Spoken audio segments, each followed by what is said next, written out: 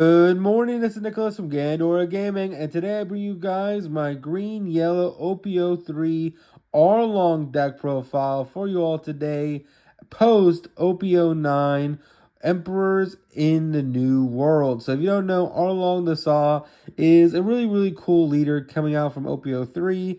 He is a Fishman leader.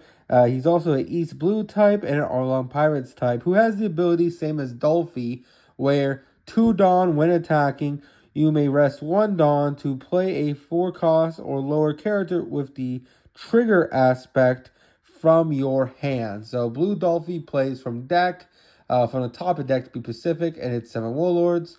Gecko Moria plays from trash, but he has to trash a card from hand, and he is like the opposite ratios where it's 1 Dawn on him, rest 2, where Arlong and Dolphy are 2 on leader, rest 1 when attacking. But Arlong cheats from hand, which is pretty awesome. And now, the fact that he is a green-yellow is actually pretty solid. This leader is one of those leaders a lot of people just don't even look at. And I just disagree with that entirely. This is one of the best leaders in the game, and it'll only continue becoming better as sets progress. Because unlike every other leader in this card game, Arlong has the red-purple law problem, where this leader will always get support every set.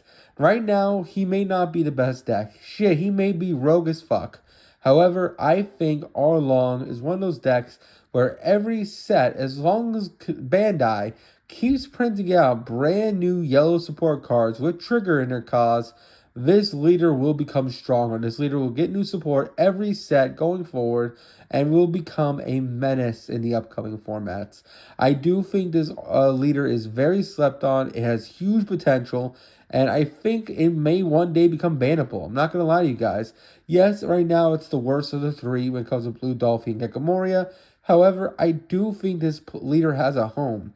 The fact he could cheat out trigger characters is pretty powerful, and as long as Bandai keeps printing out brand new yellow support with the trigger aspect that is for less cost, this leader will continue to get stronger and stronger, and eventually it's just going to become the best deck. It's just how it is. If this deck keeps getting support, and every other deck gets support every like 6 or 9 months, then this deck will eventually surpass even the best decks in our format right now.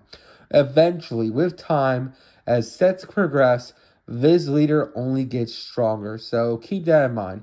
Anyway, let's talk about it. So right now, we're playing like a 50-card deck with full to the gills with trigger effects. This deck is based around triggers. Even though it is a green aspect deck, most of this deck is as yellow-based characters because basically you want to trigger off a leader, play off leader, and just completely just ruin your opponent's day. This is one of the fastest wide decks we've ever seen, and it's a very aggressive deck. Think of it like the green-yellow Bella Betty of the format. Basically, this deck's whole gimmick is that it wants to go first. It wants to cheat out characters with 4 costs as a 3 cost 7k swing, which is pretty powerful. And basically it's saying, look, I'm going to be swinging aggressively into you every turn, going as wide as humanly possible. And if you start pressuring my life, I'm going to be playing out characters for free in order to go so wide on you that by the time we even get to like our 10 Dawn turn, you're already dead, which feels amazing.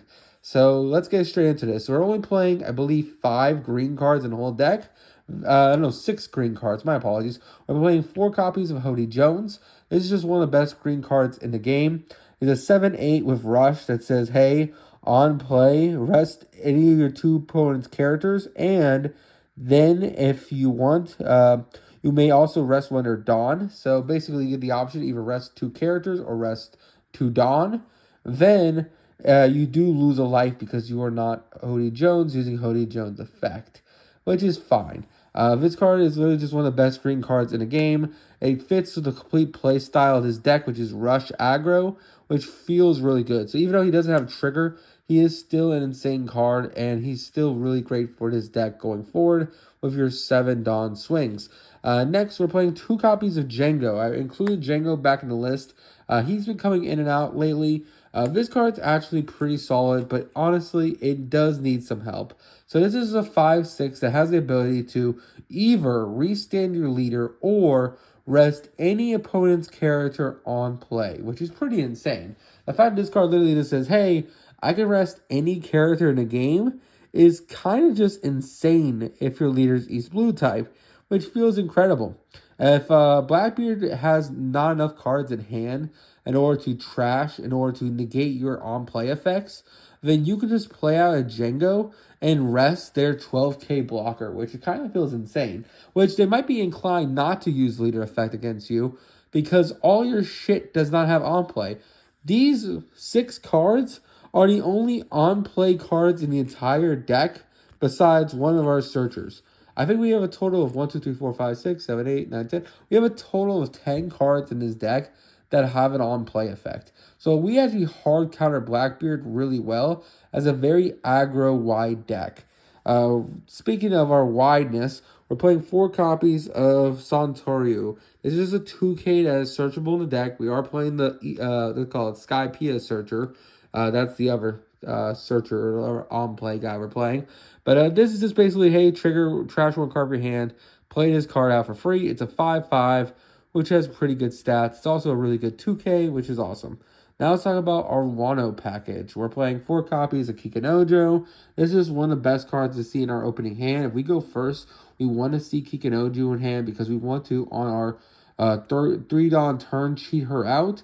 And she's just a 4/6 that if KO'd and your opponent has 3 or less life, just gain a life, which feels really, really good in this deck. Basically says, hey, you're not a 4-life leader, you're a 5-life leader, which feels really good. Also, if your opponent has 3 or less life, you don't have to discard a card in order to play it, which feels absolutely incredible. We're already an aggro deck, so we're probably going to get our opponent down to low life anyway, so it just feels free. Same thing with the Nekomamushi.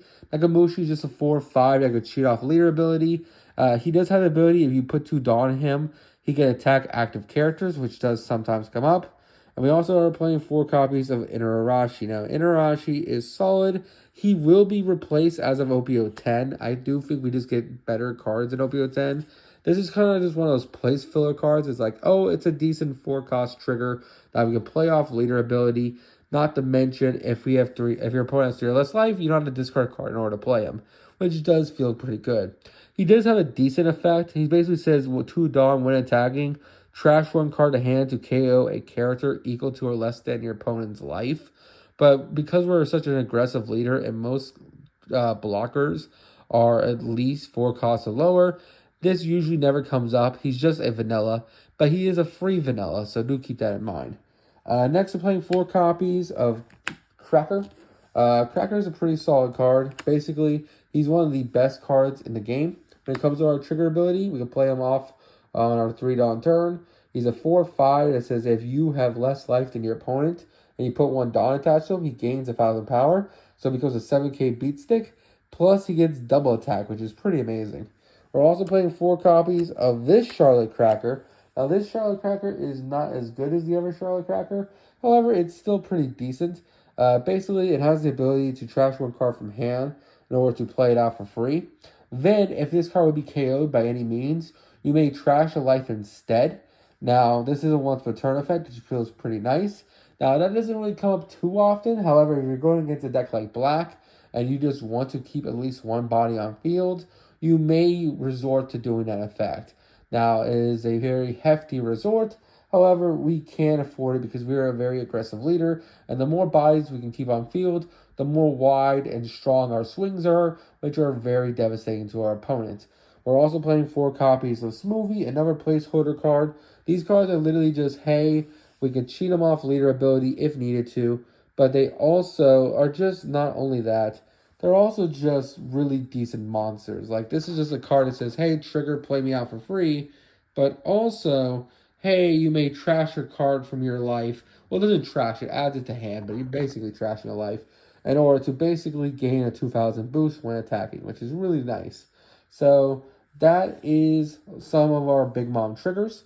We're also playing 4 copies of Sanji. He's an honorary Big Mom trigger. It is a 4-cost 5k blocker that has the same trigger aspect where you trash 1 card, play for free. We're also playing 4 copies of Ohm. This is kind of our gym beta deck. The reason why we're playing Ohm is because we're kind of playing a little Skypiea engine in this deck. The idea is that on our 7-Dawn turn, we can do leader ability, play out an Ohm on the same turn, and we can just cheat out 3 bodies on our 7-Dawn turn, and then say, look, we've been aggro this entire time. You've been trashing cards from your hand in order to not die. And now I just put out 3 characters on field.